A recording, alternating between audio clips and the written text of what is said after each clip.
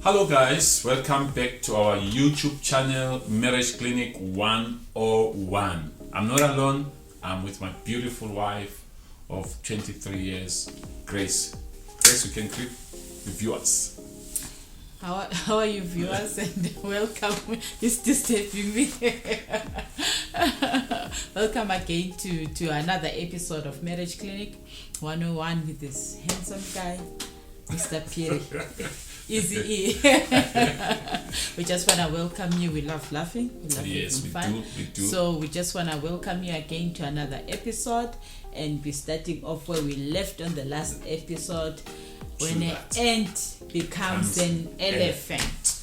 Yes. Woo! Guys, an ant can become an elephant. Mm-hmm. I'm telling you, an ant can become an elephant. If it's not. What is an ant? An ant is those character issues that you see, small of them. Mm-hmm. When he's angry, throw down things, he's poking you, he's pushing you, and you think, no, it's just those small things.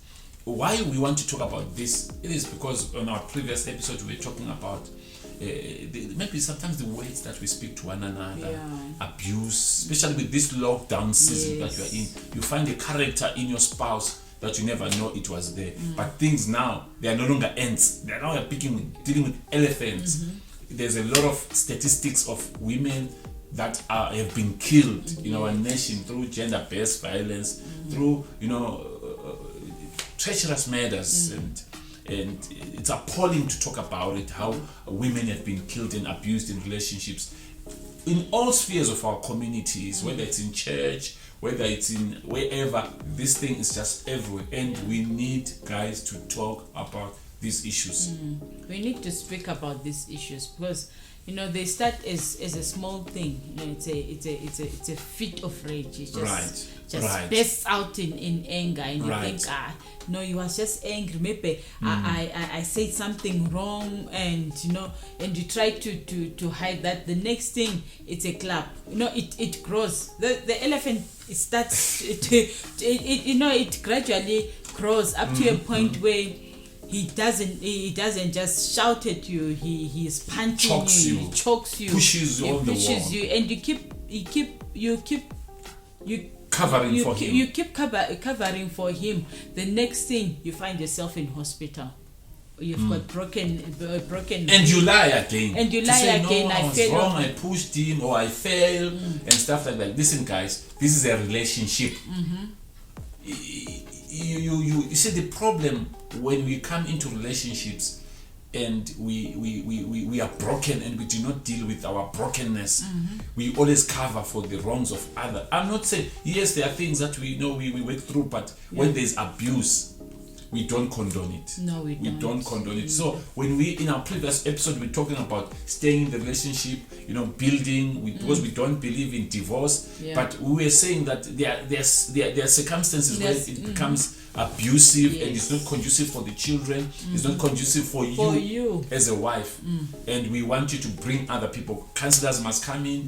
Let other people know. If you've got a friend, let other people know, especially when there's abuse. Let other people know. Don't delete your communications when it threatens, I'll kill you and kill the children. Don't destroy that. It will help when there's problems, because sometimes it's women who just rise up, take boiling water and pour over your husband, and people judge you with that instance, but they don't know what was. I'm not advocating for violence here. I'm saying that sometimes we just look at that moment where the woman responded by doing something, and two wrongs don't make a right. They don't make a right. So those ends, let's talk about them. Yeah, we need to talk about those ends, because when it comes to, when you start to react, it's too late. Right. It's too late. You are in a place of hate. You are in a place of anger. Right. Sometimes when you're angry or when you're angry, you can't think straight. No, you can't. There's things that you do when you're angry, and afterwards you regret. So as things start to they graduate bit by bit and grow bit by bit. Talk about them. Look for somebody who can intervene in your situation. Anger management. Yes. Anger is a demon, eh? Anger is a great spirit. It can burn your house. It's the Bible says when you're angry, make sure you don't sleep. Yes. Don't let the sun go down with your anger. With your anger. Solve it.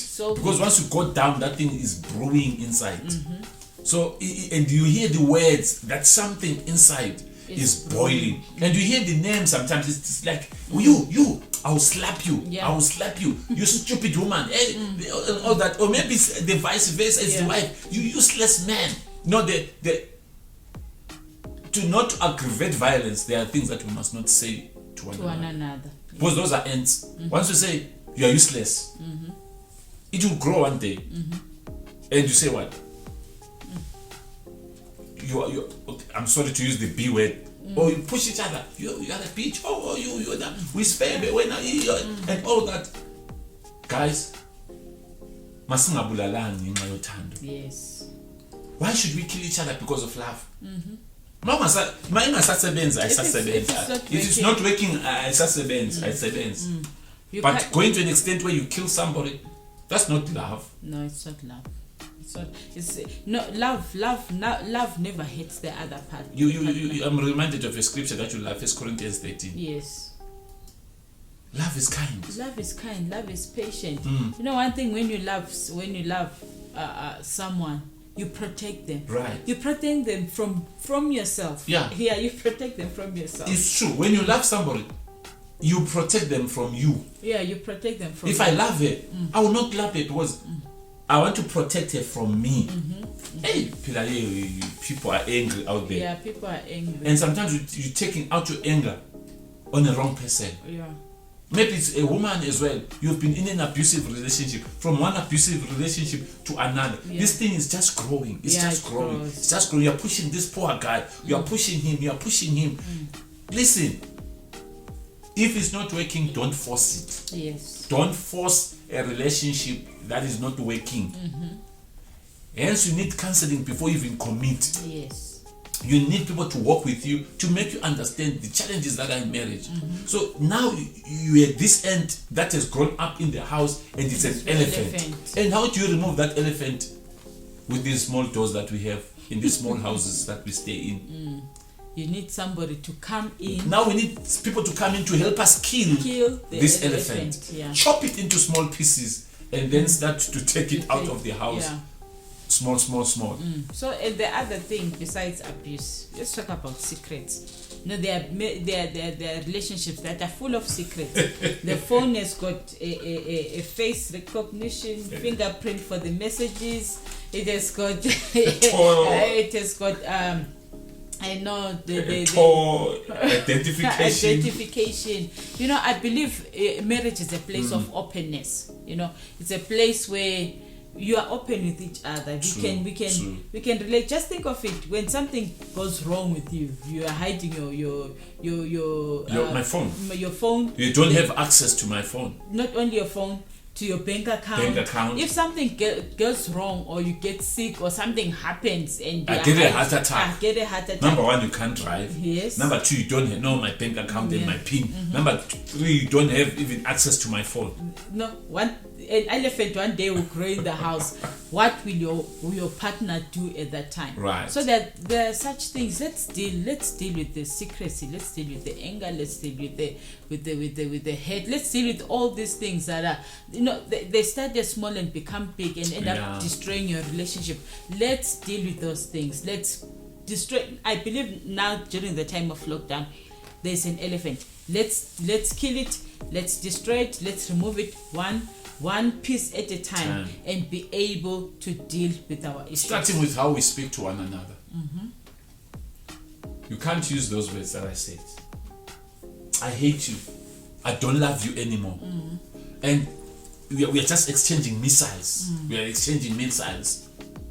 Oh, you are useless. I will divorce you. Actually, I made a mistake by marrying you. Go to hell. No, they're all those words that couples use. They are not covenantal words. No, they are not. They are not building words. They are destructive words. Yes. They are hating words. They are words that destroy people. Yeah.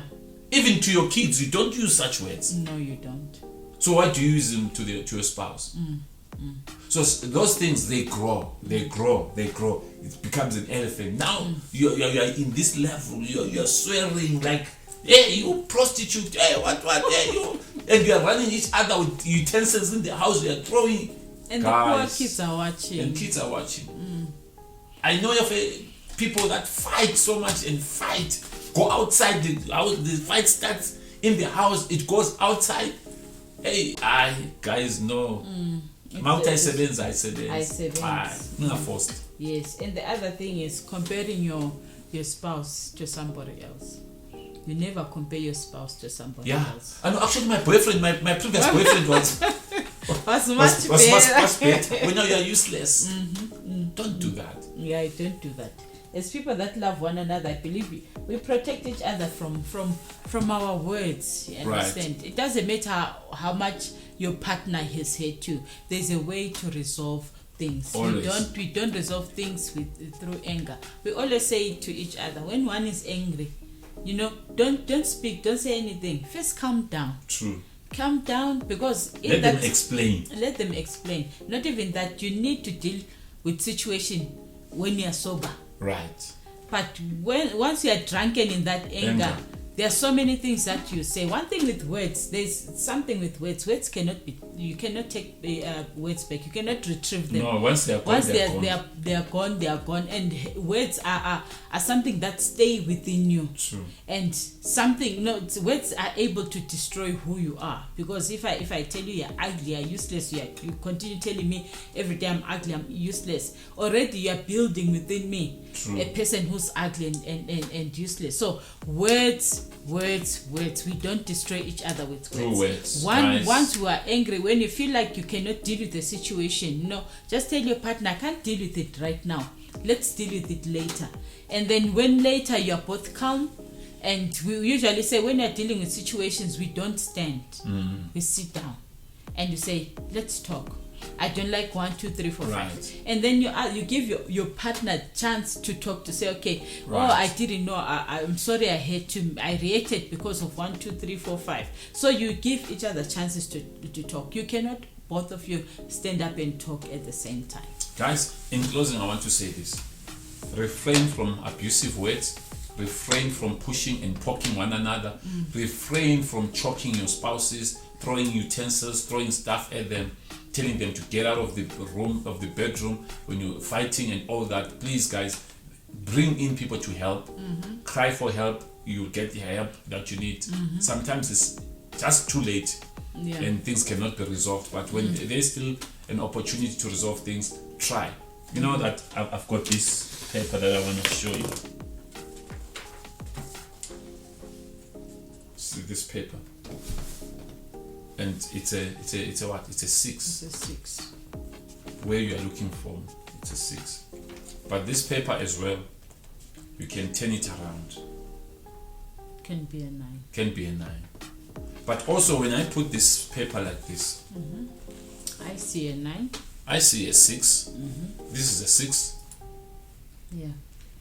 This is a 9 too. I said this is a 6. This is a 9. This is a 6. This is so a 9. You see, now we are fighting. This is a 6. This is a, you see, but in a relationship, it just takes humility. Yeah, to disposition yourself. Yeah. And to come to the side of why is he making so much argument when this thing is clear, and then you actually know that.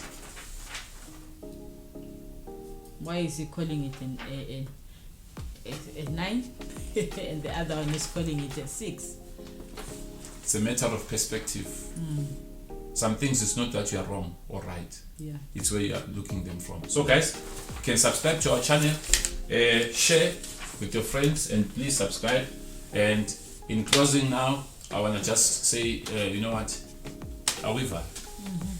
So I just want to say to couples, sometimes disposition yourself, come to your partner's side and see how he views things, and that's the act of humility. Right. Disposition yourself, come and see things from your partner's perspective. And also one thing, once you see an ant, don't wait for it to become an elephant. Seek help. Call people to come and help you destroy the ant. The reason why we're having so much gender-based violence and divorces, it's because people have let things grow. So I'm encouraging you, seek help while it's still early, so that your marriage can be saved. So from this point, just want to thank you for being part of this episode, and we hope to see you on our next episode. Right. Thank you so much, guys. You can't fumigate elephants. Can fumigate ants. You can't. You can't fumigate elephants. You can only fumigate. So let's do things while they can, they can still die. Yeah. And so that your relationships can be better. Subscribe and share. Thank you so much. From me and Grace, we say peace and shalom. See you on our next. We're out. Yeah.